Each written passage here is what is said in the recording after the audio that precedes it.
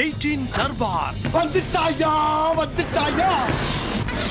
வணக்கம், வந்தனம், நமஸ்தே, நமஸ்கார், நமஸ்துதே. நான் உங்க எழில். இது நியூஸ் 18 தர்பார். இதை தடுத்து நிறுத்துவதற்கு நீங்கள் எந்தவித தகவலும் மத்திய அரசு கொடுக்கவில்லை. நாங்கள் எதிர்ப்பு தெரிவிச்சிருக்கிறோம். அது நாடாளுமன்றத்தில் பதிவாயிருக்கு. எப்படி நிறைவேறதுன்னா நாங்கள தடுத்துக்க முடியுமா? நாங்கள் மெஜாரிட்டி அவங்க இருக்கும்போது இப்படி பண்ண முடியும் சொல்லுங்க. விஜய் அவர்கள் பங்கேற்கிற நிகழ்ச்சியில் நான் பங்கேற்க இயலாது என்று எடுத்த முடிவு சுதந்திரமான முடிவு. இந்த திண்டிவனம் பக்கத்துல ஒரு ஊர்ல பள்ளிக்கூடத்துல பிள்ளைகளுக்கு சமைக்கணும் அப்படிங்கிற மாதிரி அடுப்பை பத்த வச்சிருக்காங்க. ஊரு முழுக்க ஒரே வாடை. என்னடா இது இப்படி வித்தியாசமா நம்ம ஊருக்குள்ள வாடை வருதுன்னு எல்லாம் மோப்ப முடிச்சு போனா பள்ளிக்கூடத்துல முட்டை வச்சுட்டு இருந்திருக்காங்க. முட்டையில இருந்து கெட்ட வாடை அடிச்சிருக்கு. அவ கோழி முட்டையை வச்சாங்களே இல்லைன்னா கௌதாரி முட்டையை வச்சாங்களான்னு தெரியல. அப்புறம் பார்த்தா பூரா கெட்டு போன முட்டை. மக்கள்லாம் போராட்டத்தில் ஈடுபட்டு முட்டையை பூரா மாற்றி அப்புறம் புது முட்டையை அவிச்சிருக்காங்க. அப்போ வாசம் நல்லா இருந்திருக்கு. கெட்டு போன முட்டைக்கும் நல்ல முட்டைக்கும் வித்தியாசம் தெரியல சமயக்காரர்களே. இதுக்கு நான் சொல்யூஷனா கொடுத்துறேன். இப்ப அவர் 2 நாளுடைய முட்டையும் சேர்த்து 900 முட்டை இல்ல. இப்ப நான் 1000 முட்டை வாங்கி உங்க இதுக்கு நான் வெளியில இருந்து வாங்கி கொடுத்துறேன். ஓகேவா? இன்னைக்கு டைமிங் ஆனால இன்னைக்கு நாங்க அதை போட முடியாது. 1000 முட்டை சரி ரைட். அது அப்படியே எடுங்க. அப்படியே ஓட நட்டு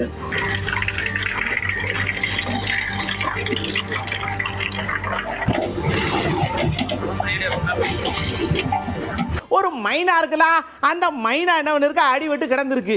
ஒரு ஐயா அன்போ ஆதரவோட எடுத்து அதை தடவி கொடுத்து சோறு போட்டு பராமரிச்சிருக்காரு. மைனாவுக்கு பிடிச்சி போச்சு.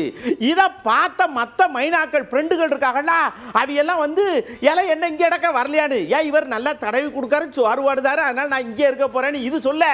ஆகா, அடிபட்டு விடந்தா இப்படி ஒரு அன்பான உபசரிப்பு கிடைக்குமான இந்த மைனாக்கள்லாம் சேர்ந்து கூடி பேசி அவர் வீட்டுக்கு முன்னாடியே அடிவிட்ட மாதிரி கிடக்க அவர் அதை பூரா தூக்கிட்டு போய் பார்க்க ஒரே சீனாய் போச்சு.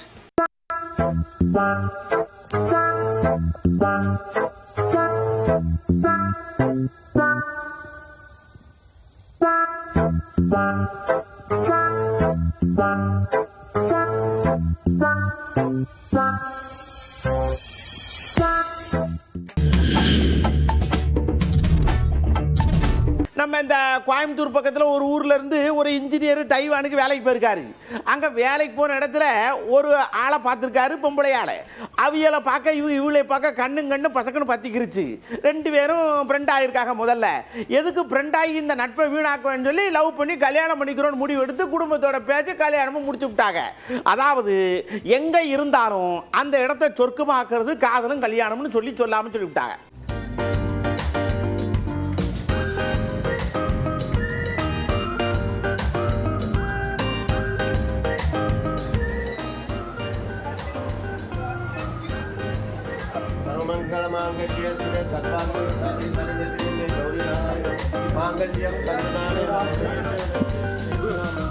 ஒரு குடும்பம் பிறந்த நாள் கொண்டாடி இருக்கு. 4 தலைமுறை குடும்பம் ஒன்னா சேர்ந்து பிறந்த நாள் கொண்டாடி இருக்கு. பிறந்த நாள் கொண்டாடின பர்த்டே பேபிக்கு வயசு என்ன தெரியுமா? வெறும் 100க்கு சொச்சம் தான்.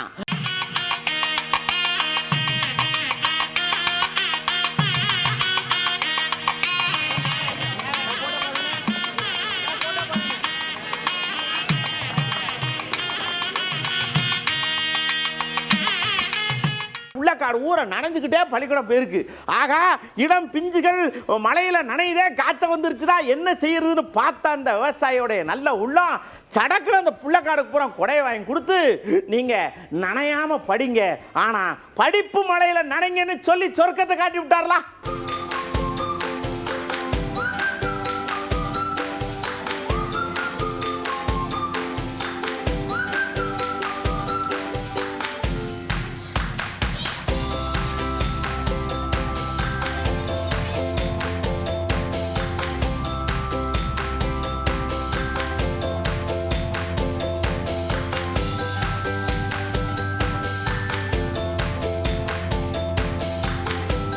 சிம்லால உண்மையிலேயே புது வெள்ளை மழை பொழிகிறது, கொள்ளை விழா நனைகிறதுன்ற மாதிரி வெள்ளை வெள்ளையேறும் படியா கொட்டுது. இங்க கொட்டுது, அங்க கொட்டுது, எல்லாம் நடுங்கின மாதிரியே சூடா ஏதாவது பிடிச்சிக்கிட்டே இருக்காங்க. நாம தாயா அந்த வெள்ளை கலர் பணியாரத்தை பார்க்கவே முடிய மாட்டேங்கி.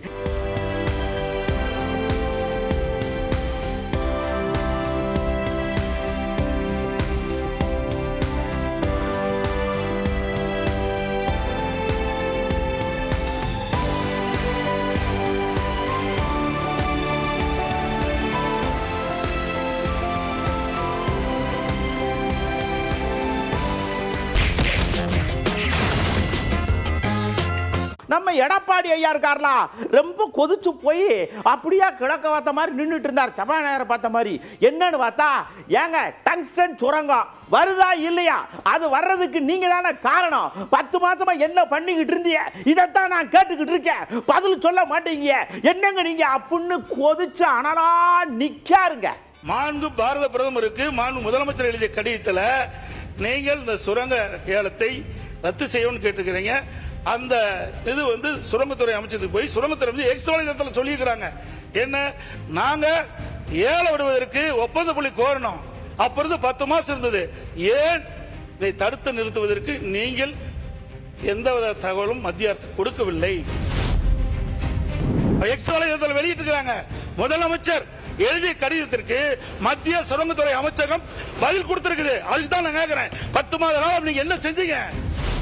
இவர் இப்படி கொதிச்சு போய் நிக்க சடக்குனாங்கிறது சிஎம் எந்திரிச்சாரு. இங்க இருங்க, கையெழுத்து போட்டது நீங்க, நாங்க வேணாம் வேணாம் வேணாம்னு சொல்லிக்கிட்டே இருக்கோம், லெட்டர் மேல லெட்டர் போட்டுக்கிட்டு இருக்கோம், கேள்வி மேல கேள்வி கேட்டுக்கிட்டு இருக்கோம், போன் மேல போன் போட்டுக்கிட்டு இருக்கோம்.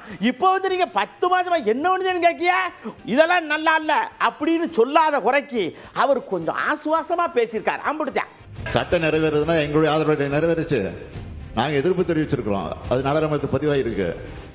எப்படி நிறைவேறதுன்னா நாங்கள தடுத்துக்க முடியுமா? நாங்கள் மெஜாரிட்டி அவங்க இருக்கும்போது இப்படி பண்ண முடியும் சொல்லுங்க. நீங்களும் அங்கே குரல் கொடுத்தோம் நாங்கள் சபையை நடத்த விடாம பண்ணுன்னு பல பேரும் சொல்லியிருக்கீங்க. அப்போ எல்லாம் சபை அவன் நிறைவேற்ற தீர்மானத்தை தடுத்து நிறுத்திட்டீங்களா? நீங்கள் சொல்லுங்க. பரபரப்பா 2-3 நாளா ஓடிக்கிட்டு இருந்துச்சு. ஆதவர்ஜுனா நீக்கமா இருப்பாரா மாட்டாரா, திருமாயாவுடைய பதில் என்ன, இப்படியே கேட்டுக்கிட்டு இருந்தாங்க. சடக்குன்னு ஒரு முடிவு எடுத்து அவர் ஒரு பதிலை சொல்லியிருக்காரு. என்ன பதில்னு பாருங்க. ஆதவ் அர்ஜுனா அவர்கள் அண்மை காலமாக பல்வேறு நிகழ்வுகளில் அல்லது சமூக ஊடகங்களில் தன்னுடைய கருத்துக்களை பதிவிட்டதன் மூலம் கட்சியின் நன்மதிப்புக்கும் நம்பகத்தன்மைக்கும் பாதிப்பை ஏற்படுத்தும் ஒரு சூழல் உருவானது. அது குறித்து அவரிடத்திலே தொடர்ச்சியாக அறிவுறுத்தல் செய்தோம். ஆனாலும் கூட அவருடைய அண்மை நிகழ்வின் பேச்சு கட்சியின்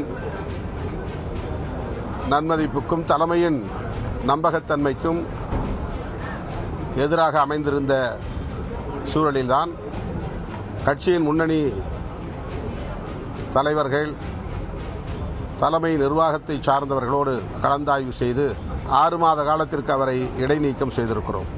ஏங்க எனக்கும் விசைக்கும் ஏதோ வாக்க தகராறு, அதுக்கப்புறம் வாய் தகராறுன்ற மாதிரி பேசுதாக.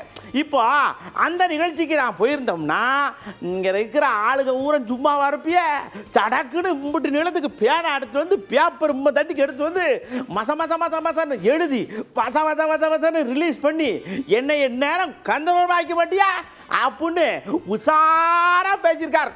திமுக தரப்பிலிருந்து எந்த அழுத்தமும் நெருக்கடியும் எமக்கு இல்லை. அதை பற்றி அவர்கள் யாரும் பேசவும் இல்லை.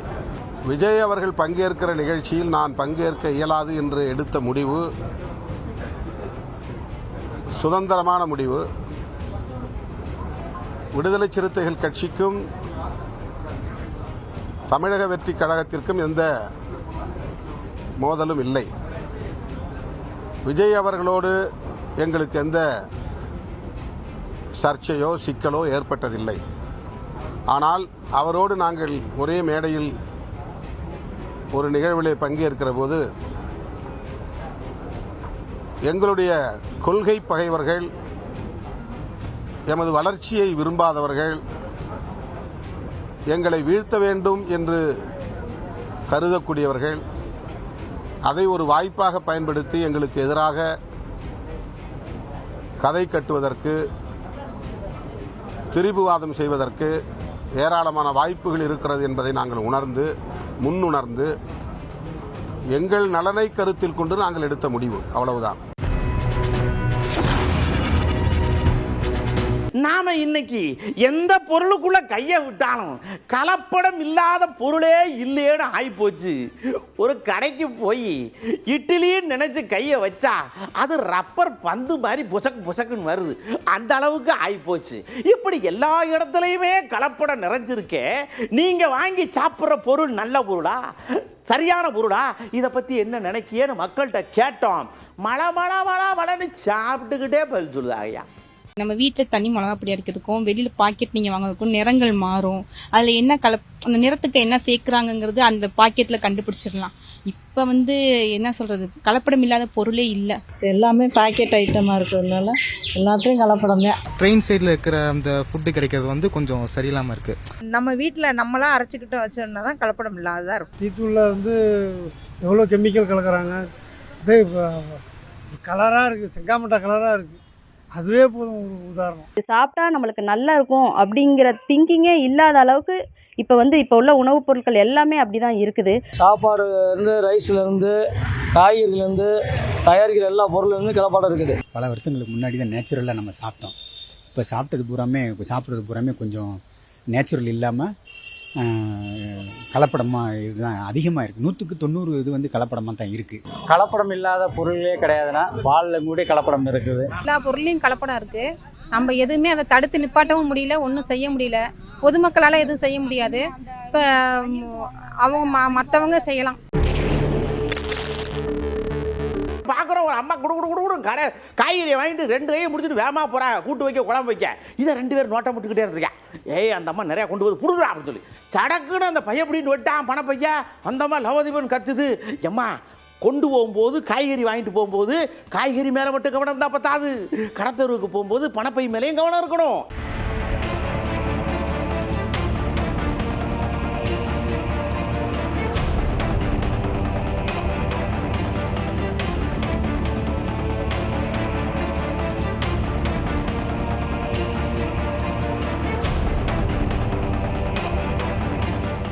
ஒரு தம்பி என்ன பண்ணிருக்காரு, நேராக போயிருக்காரு.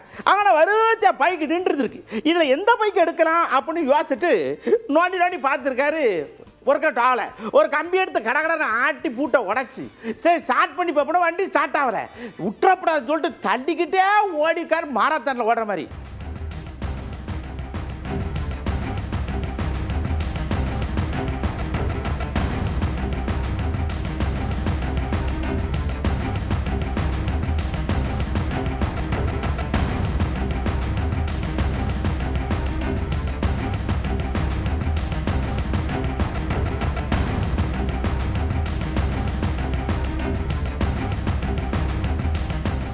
மாட்டை பிடிச்சி மடுவை பிடிச்சி கறந்து அப்படியெல்லாம் இப்போ பால் வர்றதில்லை. ஒரே ஒரு சின்ன பாட்டிலேருந்து லேசாக என்ன தான் ஊற்றுறா, அப்படி வெள்ளை கலராக பாலாக மாறிடுது. அதை வாங்கி பாலிஸ் சமை சீக்ரெட் எனர்ஜின்னு குடிச்சு விடாதீங்க. ஊப்பியில் இப்படித்தான் பண்ணி விட்டுருக்காங்க. போலீஸ் அரெஸ்ட் பண்ணி போயிடுச்சு.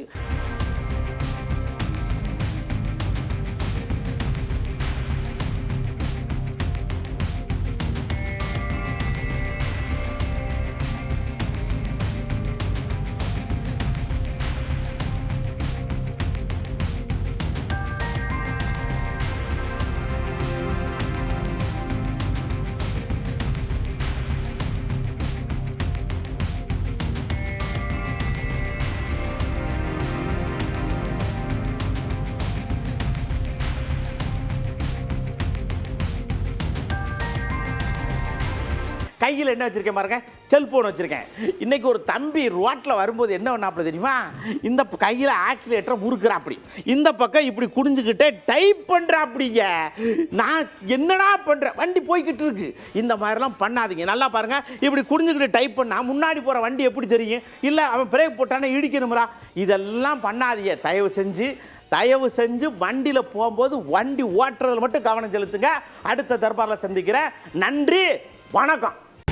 18 தர்பார் வந்துட்டாயா.